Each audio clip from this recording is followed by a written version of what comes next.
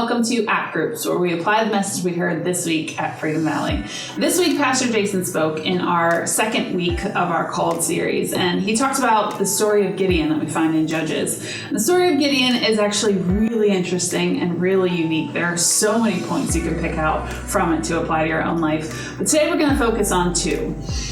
Gideon, in the very beginning of his story, God spoke to him in this field, and it's this awesome moment.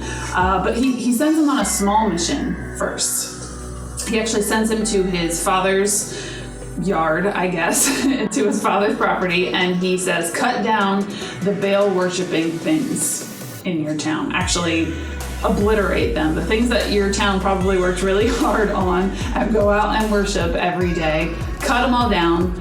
Chop them up, put them into a fire, and roast your father's best bull, which I can imagine caused some ripples, and give a sacrifice to God from all of the Baal stuff. And so Gideon does. He goes and he chops it all down in the middle of the night, and in the morning everybody's like, who on earth did all of this? And we see this awesome moment where Gideon's dad comes out and he's like, look, if Baal's a real god, let him defend himself. Are you going to fight Baal's battles?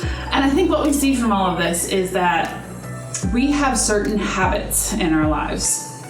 God wants to give us victory, but these habits, these sinful things, the things that we want to hold on to, they often prevent God's blessing from coming in, because we're not looking at God anymore. We're looking at Baal, or we're looking at, in our lives, it's usually things like, we put a relationship before God, or we put a job before God. We want success. We want companionship, those things, and God's not enough. So we put other things in our lives in his place. We set them up as gods in our life. We worship them. We give all our time and our energy and our finances to them instead of honoring God with it. And God wants to give you overwhelming victory in your life.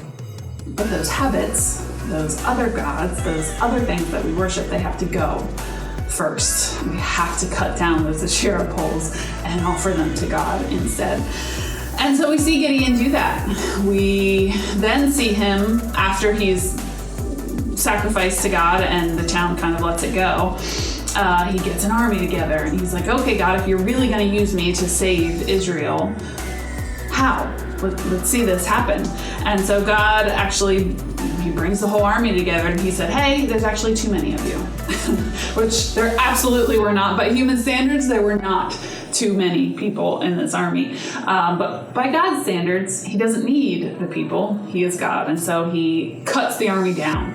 He actually sends half of them home, and then another bunch of them home, and another bunch of them home, until there's just a few soldiers left. And he said, okay, that's enough. I can win this by just this few amount of people.